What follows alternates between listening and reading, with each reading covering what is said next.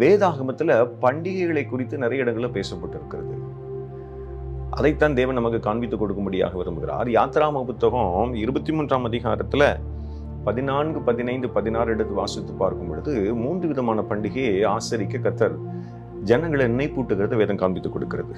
யாத்ராம் 23:16 முதல் பகுதியில, நீ வயலில் விதைத்த உன் பயிர் வேலைகளின் முதற் பலனை செலுத்துகிற அறுப்பு கால பண்டிகை. அப்போ அறுப்பு கால பண்டிகை என்றால் என்ன? What is harvest festival?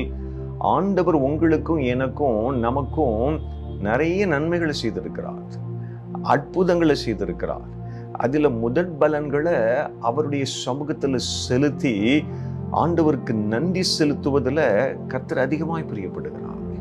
அறுப்பு காலம் என்பது வயல்ல விதைச்சு நீங்க அறுக்கக்கூடிய முதன்மையான பலன். எனக்கு அன்பான தேவ ஜனமே, செலுத்துகிறோமா, கொடுக்கிறோமா, செய்வோமே, ஆனா அது கர்த்தருடைய பார்வையில பெரிதியா இருக்கும் என்று சொல்லி வேதம் அருமையாக சொல்கிறது.